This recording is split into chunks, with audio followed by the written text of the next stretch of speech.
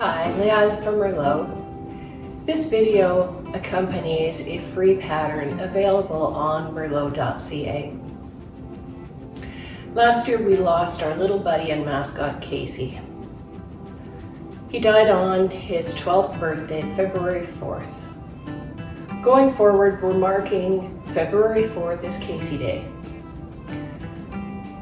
He had a very happy home. Many of our furry friends do not. Our hope is that on February 4th, you'll donate to a no-kill local shelter. If you download the pattern, please make a donation to a shelter. Our furry friends need your help. Now let's get started on the mittens.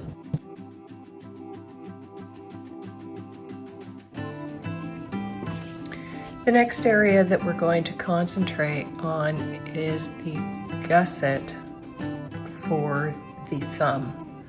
And that's where we're going to be doing some increasing on either side of the stitches that you begin with. Let's take a look at the pattern.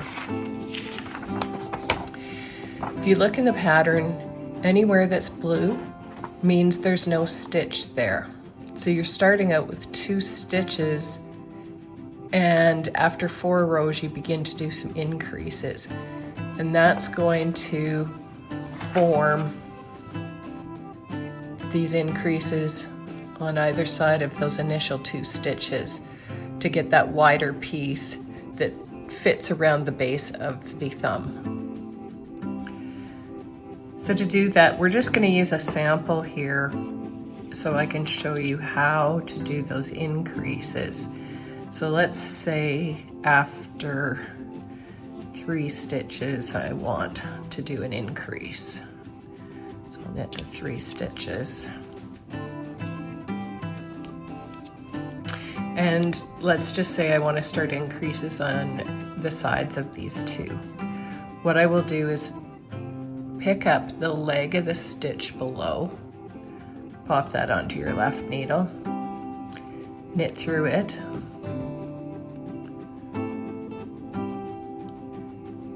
then knit the 2 stitches that were there for the thumb. Then on this side, go down 2 rows, so 1, 2, pick that up and knit through that.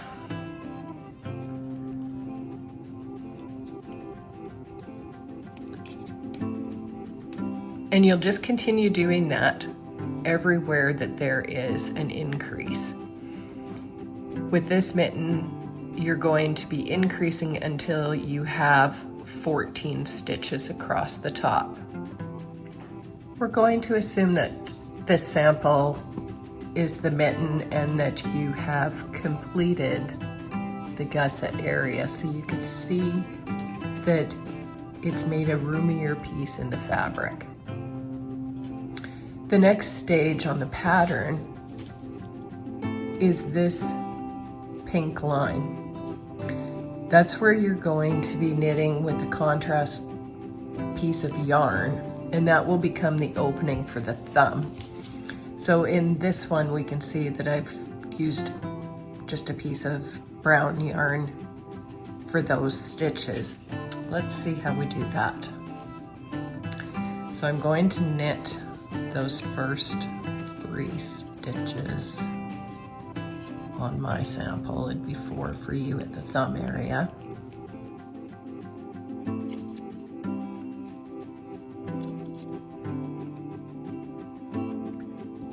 So just with a contrast yarn, knit across those stitches marked in pink.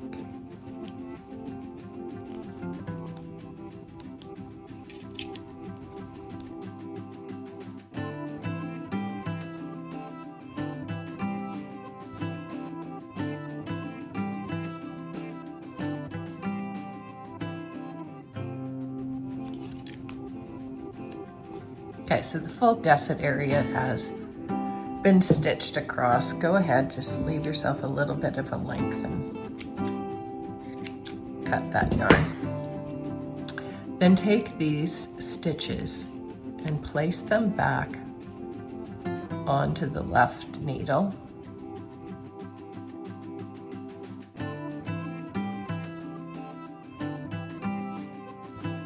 And then you would continue to knit in pattern. So here we're lucky enough that we're just doing a straight piece here using the background color.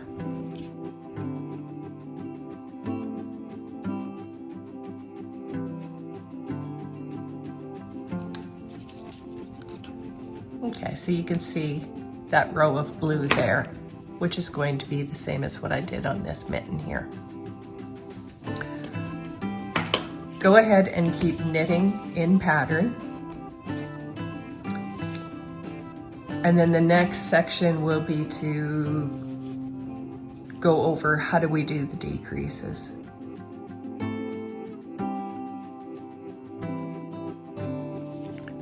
Once you've knit up to the top of the mitten, you're going to be starting to do decreases on each round. My preference is to have a nice stitch line. To achieve that, if you knit one stitch and then on the right hand side do the slip slip knit two together, and then on this side knit to the last 3 stitches, knit 2 together, and then knit the last one. So let's go through that in case you've not done one of those before. So on the right side, you're gonna knit one and then slip, slip,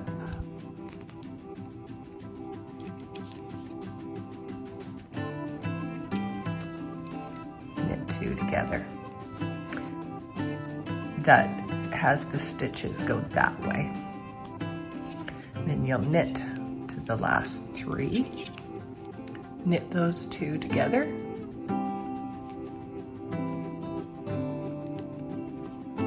and then knit 1. So that makes those stitches go that way. If you continue doing that along the side, you'll get a really nice edge to the mitten. Continue on until you get to the top.